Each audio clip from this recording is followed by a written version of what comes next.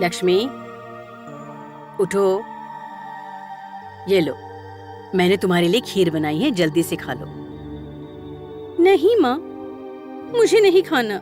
अरे ये क्या बेटा, तुम पेट से हो, तुम भूखी नहीं रह सकती, कुछ खा लो। ये लो खीर खा लो। मेरी जिंदगी खराब चल रही थी, अब ऊपर से ये बच्चा भी, अब मैं क्या करूँ? देखो बेटा, जब श्रुति पैदा हुई थी तब मैं तुम्हारी उम्र की थी, तो फिर उसमें शर्माने की क्या बात है? माँ, तुम्हारा जमाना अलग था, श्रुति आपकी छठी बेटी है। लक्ष्मी, इस बात से तुम क्यों परेशान हो रही हो? छोड़ो अब। जब तुम नाराज होकर इस घर से चली गई तब मुझे कितना बुरा लगा था, तुम्हें क्या बताऊं।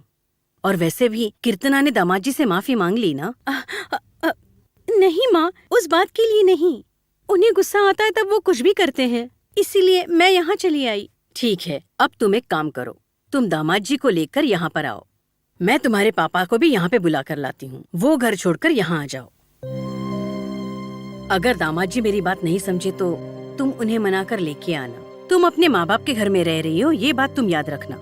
कीर्तना के बारे में तुम मत सोचो, अगर किसी ने पूछा तो मैं कह दूंगी उनसे कि तुम अपने रहने का खर्चा दे रही हो, इससे सबका मुंह बंद हो जाएगा। फिर कीर्तना सवाल क्यों पूछेगी? वो नहीं पूछेगी, मगर गणेश तो पूछेगा ना। वो कुछ भी नहीं पूछेगा, वो अपनी बहनों के लिए सब कुछ करने के लिए तैयार है, और तुम्हारे पापा भी कुछ नहीं बोलेंगे। माँ, मैं और मेरा परिवार आपके लिए भारी पड़ रहे हैं ना? क्या बात कर रही हो तुम हमारी बेटी हो। दुर्गा भी तो रहती है, उसने कुछ सोचा है क्या? और अभी संगीता भी आ गई है, सिर्फ गंगा अपने ससुराल में है। तुम किसी भी बात की चिंता मत करो, तुम बस किसी भी तरह से दामाद जी को यहाँ ले आओ, बस वो यहाँ आ जाए, उसके बाद जो होगा संभाल लेंगे। ठीक है माँ, अगर मैं यहाँ पर आ गई तो उस घर में कोई न कोई किराएदार रहेगा, तो फिर मैं उस घर में वापस कैसे जाऊंगी? इसके बारे में भी मैंने सोचा है, संगीता को उस घर में मैं रहने भेज दूंगी, ये घर नहीं छोड़ूंगी। मगर विनय बहुत घमंडी है माँ। और कितने दिन रहेगा ऐसे? उसने शायद संगीता को कुछ बोला, संगीता ने पलटकर जवाब दे दिया। उस दिन से उसका चेहरा उतरा हुआ है। औरत जब जवाब देती है तब मर्द अपने आप चुप हो जाते हैं और कोई रास्ता ही नहीं रहता उनके पास। माँ, धीरे बोलो तुम, अगर तुम्हारी बहू ने सुन लिया तो तुम्हें दिक्कत हो जाएगी। उसे छोड़ दो, तुम ये खा लो, ठंडा हो जाएगा, जल्दी खाओ।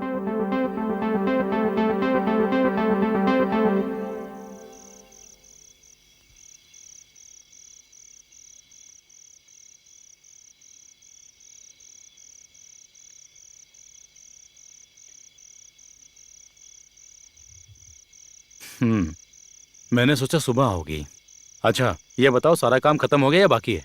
मैंने सोचा था गुस्सा करूंगी, लेकिन छोड़ो, हटो। हे, क्या हुआ, बोलो ना।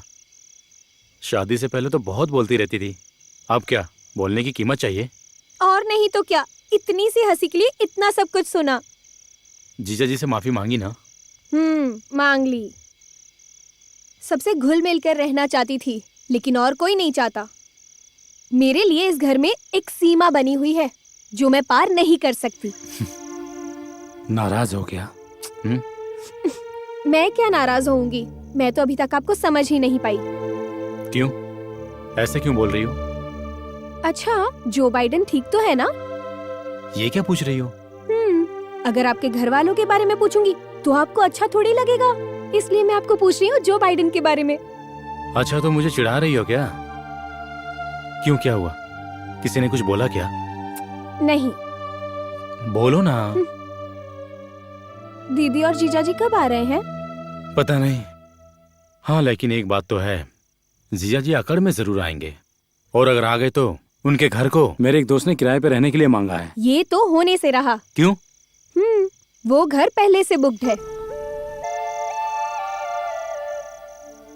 मुझे लगता है विनय कभी भी अलग रहने के लिए नहीं मानेगा।